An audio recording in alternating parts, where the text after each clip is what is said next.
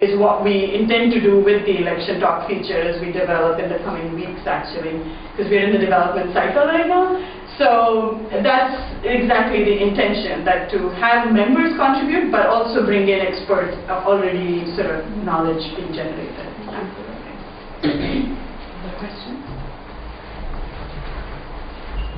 What are your plans regarding the Russian version of this? And also, you said the versions in other languages are coming. And do you have any data as to, people, women and men in the former Soviet Union using the English language version, for example? And what is the percentage of them vis-a-vis people from other regions? No, actually that's very true, and the first time we actually interacted with the region, quite honestly, was last year in the Womanist conference that took place in Istanbul, where Ko was there from the gender team, and that was the first time we realized that when we interacted with other local organizations in the region, we felt that it was a great opportunity for iKNOW politics to be available in the region, because we've not had, as I mentioned, a regional coordinator for this region or sort of working experience in this region, and that's why we're here with trying to work with UNDP RBEC in the work that you're already doing to get that kind of intelligence. If there is an appetite for a language in the coming years, that would be something that we'd be, looking at collaborating more closely with to try and develop, and what kind of resources are more required here, and what kind of networks already exist, because instead of, bringing something new, if there are already existing networks, perhaps all we need to do is, bring them all together through iKNOW politics in a way that is meaningful for them, and if they're already having these conversations in pockets, how do we sort of make it possible at a global scale? So definitely, that's something that we're starting to do from this year onwards, and hopefully by the end of the year we'd be able to assess, the relevance of iKNOW politics in the region and already existing, knowledge in the region on this, and then do that. So that's the small step towards that, but no, absolutely. That is actually major progress by Piyoo here. So we're looking into the synergies between the network and what we can offer and how we can basically enrich for both sides and make the knowledge available to a broad audience. So this is a sort of first step in the process. And on the number and statistics, well, we don't collect number and statistics, but we have resources that do that. So for example, IPU study that I keep mentioning is a very sort of comprehensive overview of women's political participation around the world, and they have number breakdown for the different regions, etc. So I'd be happy to share that with you. Absolutely. Okay. Yes. Since we know that, for example, some areas now are hotspots, let's say, for changing of regimes, governments like Egypt, Yemen, all those, Libya, are you trying to be proactive to have like instructions or guidelines for women to be, instead of waiting for them to ask, just to provide information how you can be active and then how you can involve yourself in politics and changing all those governments taking role in those. No, actually that's a very good point, and that was something that came up recently, and I'm just going to scroll up quickly. If you see on the right-hand side, we have this section that we've created on Beyond Revolution and women's role in state building, which is sort of addressing the broader question that you brought up, and not just Egypt, but all the other sort of countries. And this is an attempt in that direction. So what we try and do is provide news, resources, discussions from other sources and audiovisual. So what we're trying to do is bring together all of that that's either on iKNOW politics, and if it's not on iKNOW politics, then provide the relevant links for outside. So this is a huge long page that we've started working on since the end of January to try and bring that, and we have discussion circles that are sort of the space for members to share their experiences, but this is one way for us to collate everything together. So absolutely, and this is something that, as I mentioned, is one of the reasons why we're here as well. So if there are happening events taking place in different parts of the world, we'd like to see how we can better engage in providing this kind of a one-stop shop, as we'd like to call it, where people can come and read what's going on, can trace the trajectory of what has been going on, because this is in one way capturing what the media is understanding, but at the same time also the kind of discourse that is taking place in different circles. So as I mentioned, this has the potential to explode, obviously, because as we keep capturing it, it'll only get bigger, and we have to think of a more sort of smarter way of capturing it rather than one long page. But this is our sort of starting space for that. But definitely.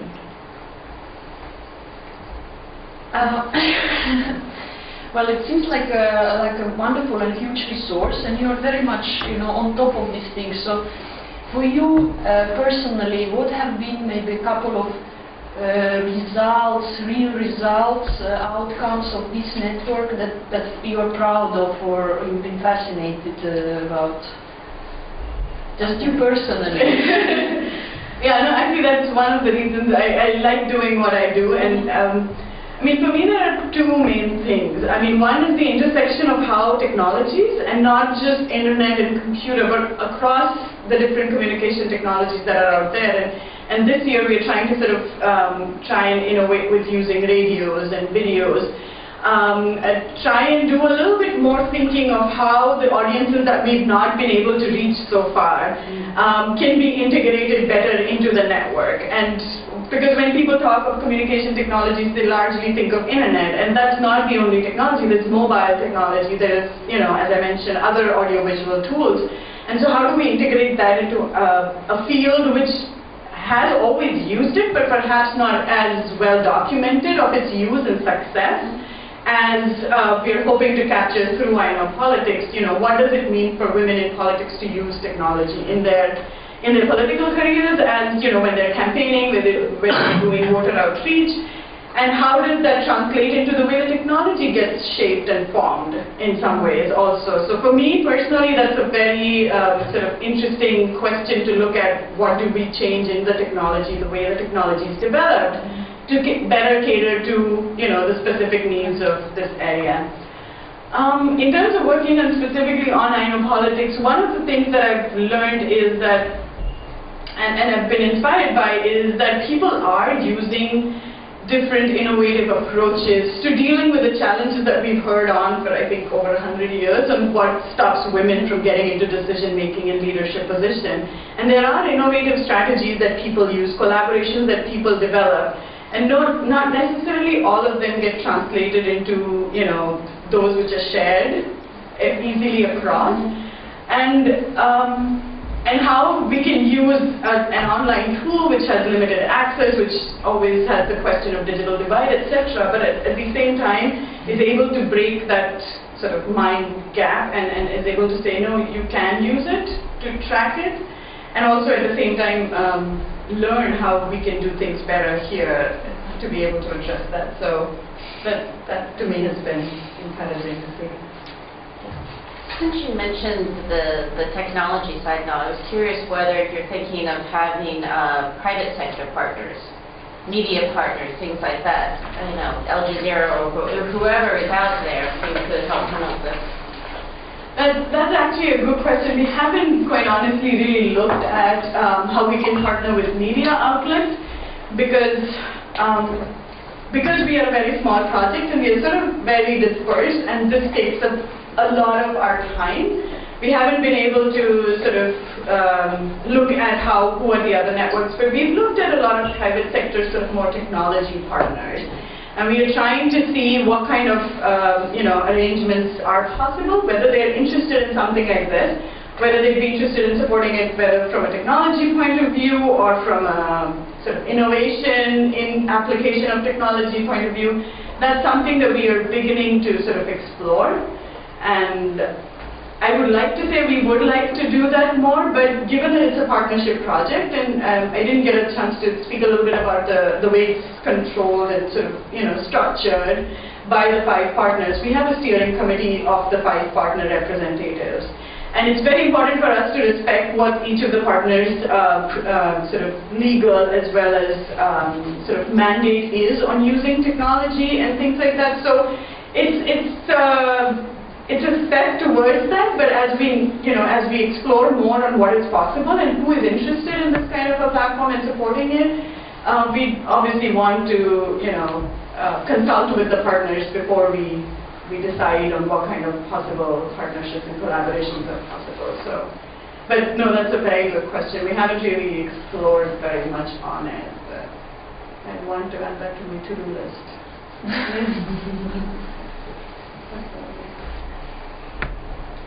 I would have one more short question in terms of the participants.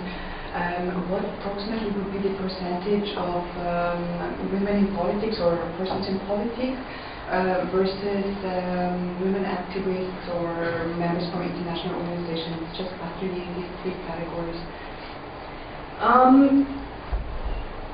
I'd like to say we don't have a very good breakup because, again, this information is largely voluntary. So if the person signing up does not volunteer the kind of information that will help us get that intelligence on what our membership profile looks like. But from the participation that we've had on the network, the participation across the three sort of broad segments that you mentioned, we have about, I would like to say 35 to 40%, but maybe around 33 to 37% is more realistic of those who are actually women in politics. Not necessarily women who are very high level, sort of at national parliament level, but maybe more who are mayors or who stood for elections for mayors. So women in politics, including those who've been candidates and such, not necessarily those who successfully, stood and won the election. So that's, I would think it's about 37% to be on the safe side, but anything between 30 to 40 is actually a fair sum. International organizations, we've had, I think, about 25 to 30% are actually international organizations. We don't have a huge number of them, but I think that's broadly what we can categorize. And the rest are in the rest category in the sense that they're international organizations who've become members, or networks who've become members, individuals of networks who've become members, women's activists and organizations who've become members. So that sort of constitutes the rest of iKNOW politics. So, yeah. Thank you. Are there any maybe final questions? I just wanted to clarify, in terms of experts, what kind of experts you have, and what are usually the inquiries or questions to the experts, and who do those questions come from most of the time? No, that's a fair question. Okay, so who are the experts? The experts are people who've been identified as people who have expertise in specific parts of what we call as women in politics. So if I can just show you the thematic breakdown, that'll, I guess, explain better. So the expert is sort of broken down under these thematic sort of things. So those who have expertise in political parties, who have expertise in advocacy and lobbying and campaign financing, those who have expertise in quota legislation, strategies for quota legislation, those who have election monitoring, those who have experience in sort of leadership skill building sort of area of work. So this is broadly how we sort of categorize our experts. Some of them, of course, have multiple, and there's sort of overlap there.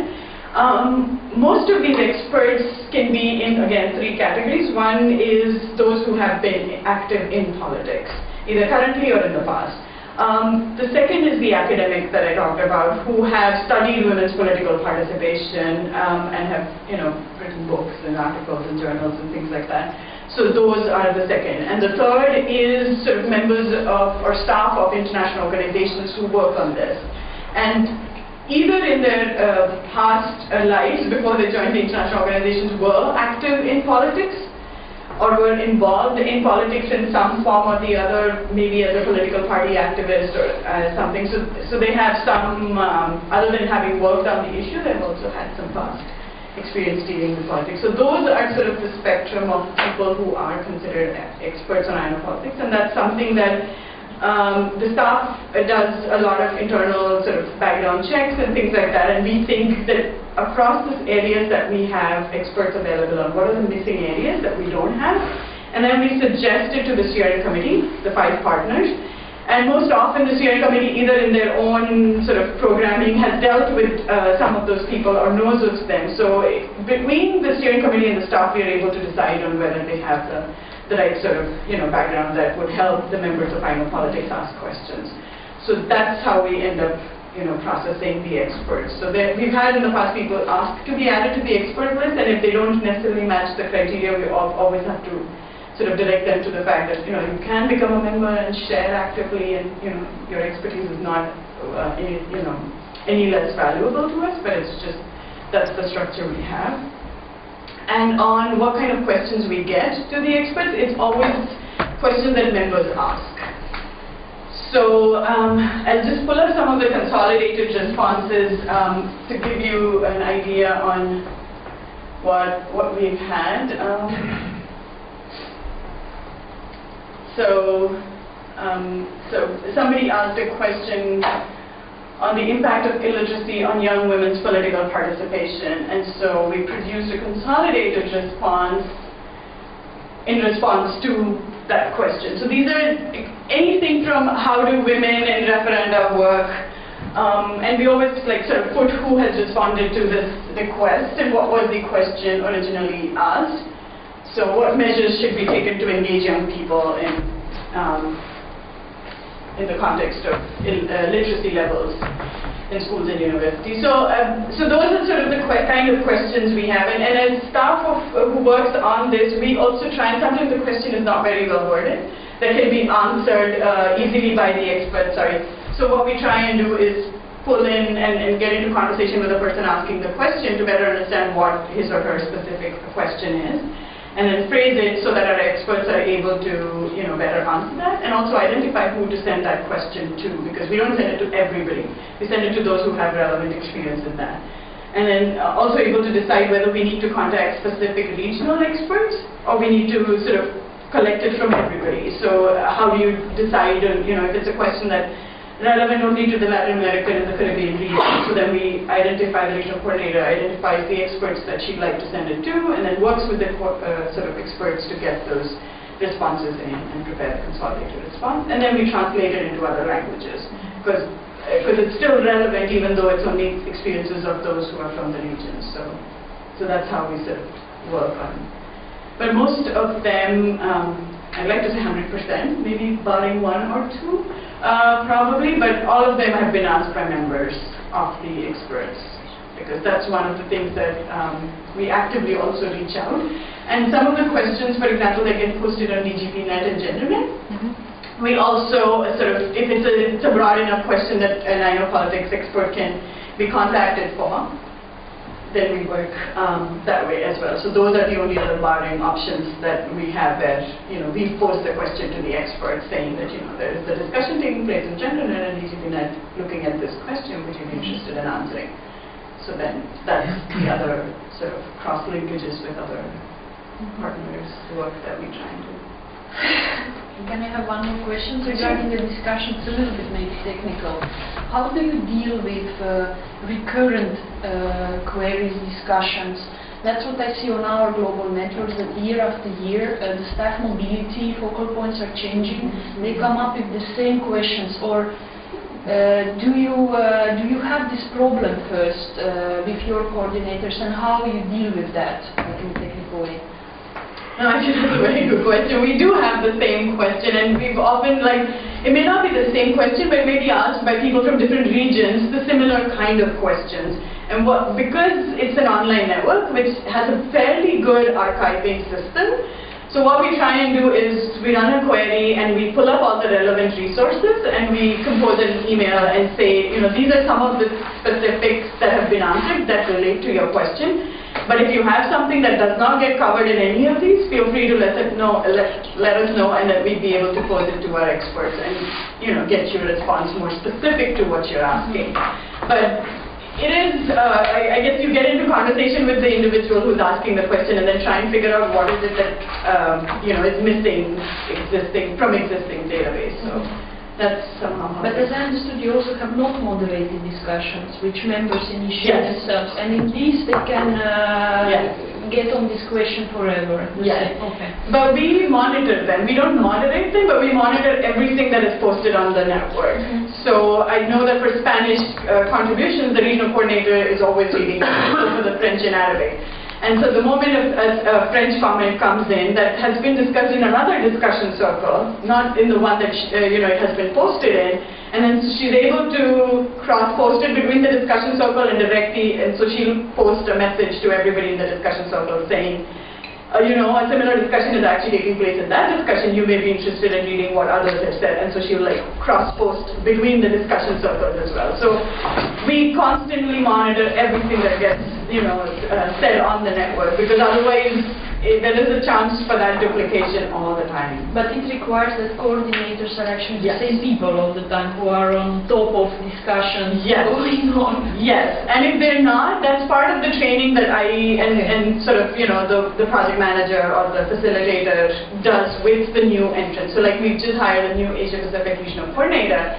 So she'll have to actually read everything that's been done in the past to familiarize herself what is going on. And of course, that's where I guess my role also comes in, is when because I've been here for now almost 3 years, so now I know most of the discussions that have taken place, so she can always ask me a question, they're asking this, and I'm like, no, I think we've had some discussions, let's look it up.